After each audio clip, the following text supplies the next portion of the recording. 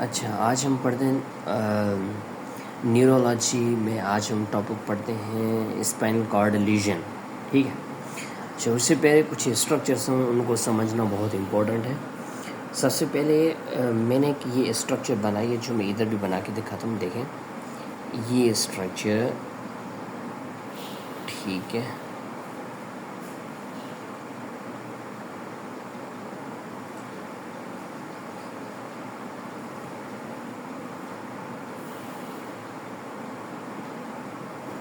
इस तरह ये मैं स्ट्रक्चर सेम टू सेम ये स्ट्रक्चर को हम फोकस करते हैं। अच्छा, ये मैंने स्पाइनल कॉर्ड का एक सेक्शन काट लिया, ठीक है। इसमें आपने ये देखा कि ये स्ट्रक्चर मैंने जो बनाई, ये बीच में जिसको मैंने ये कलर किया हुआ है ब्लू, ये है ग्रे मैटर। अब आपने पूछना है कि भाई ग्रे मैटर और वाइट मैटर क्या है, ये हम डिटेल में आगे पढ़ते हैं। जस्ट रिमेंबर कि ये स्ट्रक्चर है, this grey matter and white matters. यहाँ पे बहुत सारे न्यूक्लियाई होते हैं, जहाँ से ascending and descending tracts brain to spinal cord ये असेंड डिसेंड होते रहते हैं, ठीक है। तो समझने के लिए ये मैंने स्ट्रक्चर बनाया, और बीच में ये जो रेड है इसको मैंने सेंट्रल कैनाल का नाम दिया है। ये दोनों जो स्ट्रक्चर ये मीडियन फिशर्स हैं, ठीक है। अच्छा, फिर इसी सेम स्ट्रक्चर को और ज़्यादा डिटेल में इधर आते हैं। फिर ये बात कि भाई ये जो आपका है पूरा, ये क्या है, ग्रे मैटर है। ये ग्रे मैटर के एक हॉर्न, HORN हॉर्न, एक ये हॉर्न, एक ये हॉर्न, एक ये हॉर्न, एक ये। अच्छा, ये जो हॉर्न है इसको हम बोलते हैं पोस्टीरियर हॉर्न, और ये है एंटीरियर हॉर्न, ठीक है, एंटीरियर हॉर्न। अच्छा, इसको मैं और ये डिटेल में बोलूँ कि भाई ये जो ग्रे मैटर के हॉर्न है, ये मैं कह सकता हूँ posterior grey matter horn, anterior grey matter horn, ये पोस्टीरियर है, ठीक है। पोस्टीरियर हॉर्न या पोस्टीरियर ग्रे मैटर हॉर्न, ये एंटीरियर ग्रे मैटर हॉर्न, ठीक है। यहाँ से रूट निकलता है, उसको हम बोलते हैं dorsal root. Dorsal root is also known as a posterior, ठीक है, रूट। अच्छा, ये है डॉर्सल से, यानी पोस्टीरियर से निकला, तो मैं पोस्टीरियर रूट भी कह रहा हूँ एंड डॉर्सल रूट भी कह रहा हूँ। ये ग्रे मैटर का एंटीरियर रूट है, तो मैं इसको एंटीरियर रूट भी कह रहा हूँ, वेंट्रल रूट भी कह रहा हूँ।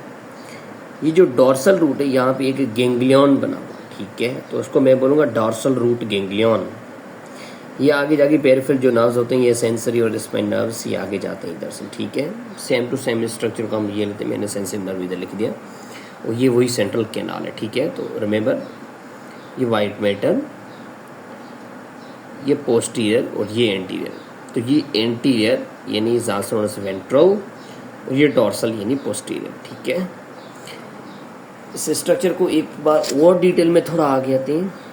तो ये हो गया आपका, देखिए यहाँ पे ना इस तरह की बहुत सारी स्ट्रक्चर्स हैं, और ये स्ट्रक्चर फिशर्स, सल्कस, इस तरह। तो ये हो गया, हमने पहले ये पढ़ा था कि भाई ये पोस्टीरियर है, तो ये भी पोस्टीरियर, सेम टू सेम बात, posterior grey horn, posterior grey matter horn. तो ये है पोस्टीरियर मीडियन फिशर, ये है एंटीरियर मीडियन फिशर, ये एंटीरियर हॉर्न, ये पोस्टीरियर हॉर्न। यहाँ से ये जो निकला है वो डॉर्सल रूट या पोस्टीरियर रूट, ये जो एंटीरियर से निकला ये एंटीरियर या वेंट्रल रूट है, ठीक है।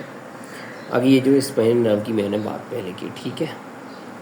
अच्छा, उसके बाद मैंने ये हॉर्न का इधर नाम दिया, ये पोस्टीरियर हॉर्न हो गया, ये एंटीरियर हॉर्न हो गया, ठीक है। अब हमारे पास ये कुछ स्ट्रक्चर्स मैंने बनाई हैं। तो ये सबसे पहला लीजन हम पढ़ते हैं, spinal muscle atrophy. Spinal muscle atrophy, अच्छा ये तो कंजेनाइटल है, यानी एट बर्थ, माना बाय बर्थ है, ठीक है, कंजेनाइटल। एक होते हैं नॉन कंजेनाइटल, एक है कंजेनाइटल। ये कंजेनाइटल, ठीक है। थोड़ा मैंने कंजेनाइटल को मैंने मेडिकल ज़बान में थोड़ा सा एक्सप्लेन किया हुआ है कि ट्रेट या ऐसी कंडीशन प्रेजेंट एट बर्थ, ठीक है, ओके। फिर मैंने लिखा ऑटोसोमल रिसेसिव, कुछ होते हैं ना ऑटोसोमल डोमिनेंट, कुछ होते हैं ऑटोसोमल रिसेसिव। तो इसमें ऑटोसोमल रिसेसिव में स्किप जनरेशन्स होती है, ऑटोसोमल रिसेसिव और डोमिनेंट में क्या होता है, नॉट स्किप जनरेशन। यहाँ पे मैंने लिखा है अनअफेक्टेड पेरेंट्स, देखा, unaffected parents can have affected children, मतलब कि दिस इज स्किप्ड जनरेशन। तो ऑटोसोमल रिसेसिव मज़ीद हम पढ़ेंगे, जेनेटिक जब पढ़ेंगे उसमें ऑटोसोमल का पढ़ेंगे डिटेल में। Just remember this autosomal recessive, okay.